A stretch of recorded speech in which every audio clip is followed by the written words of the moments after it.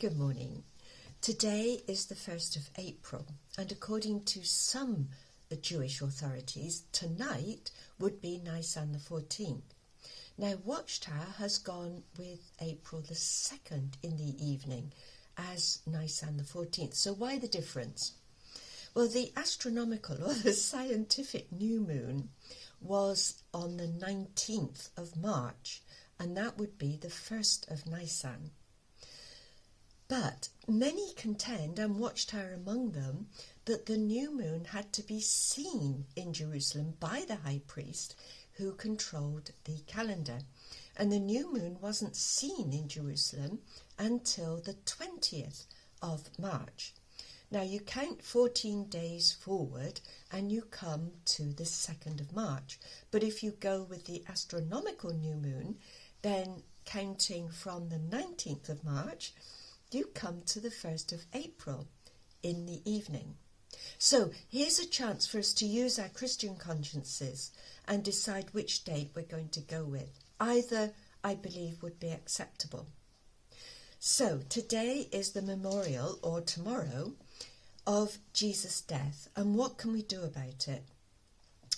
Centuries ago, during a war, people would be captured, and at the end of the war, then they would have to be ransomed in order to be able to go home. So a group of your friends has been captured, kidnapped, and the ransom set for them to come home is 10 million pounds, dollars, whatever. Now, in the bank, you have 5 million. This is hypothetical.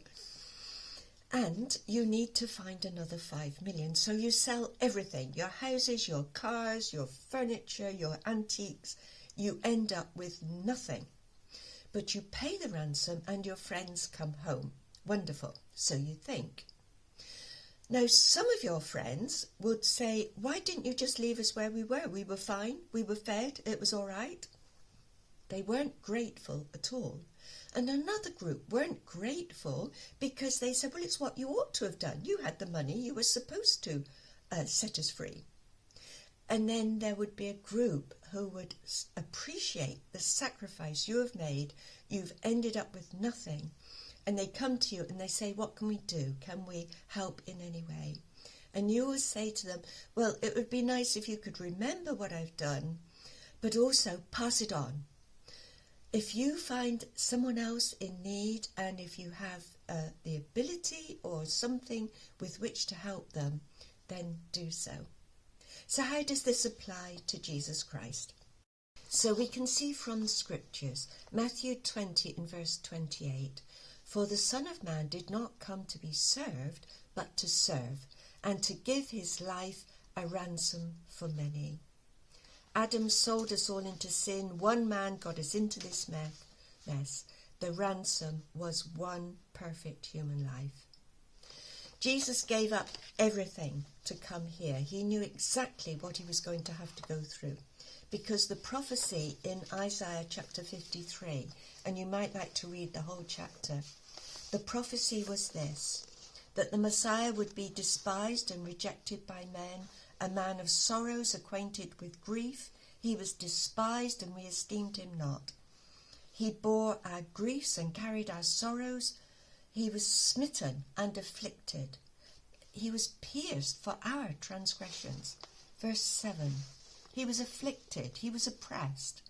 And verse 8, by oppression and judgment he was taken away.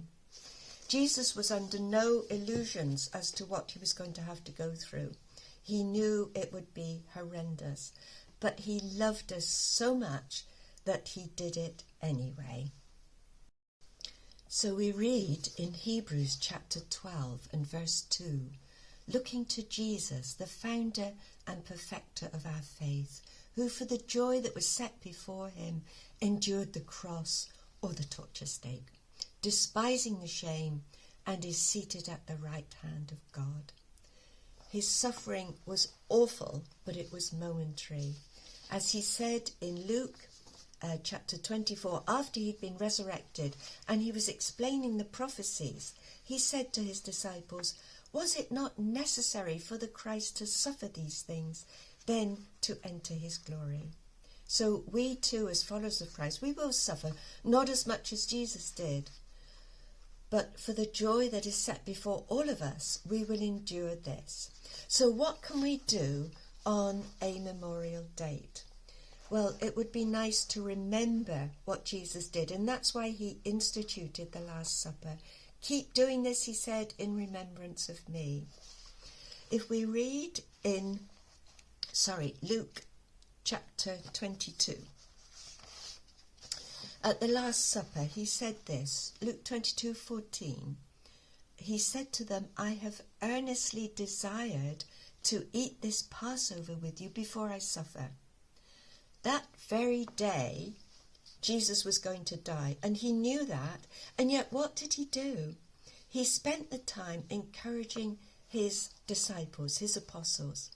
So what I like to do, and I'm sure you have other ideas, is to read through John chapters 13 through 17.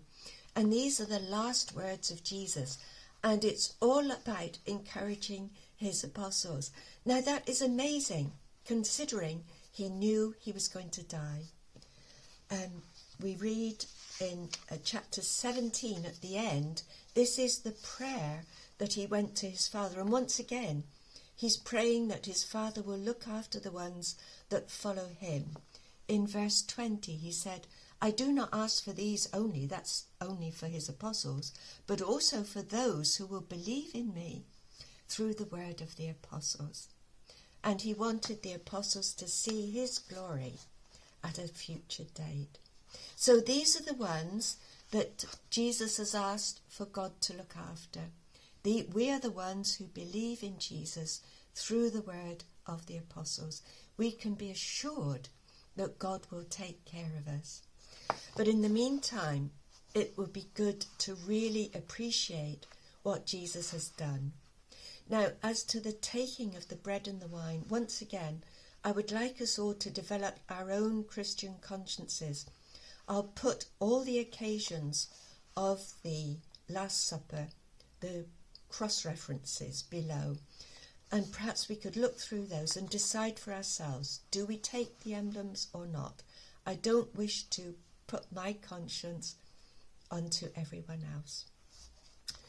So God be with us all and help us through this very difficult time, which we know that he will. Thank you for watching, and God bless.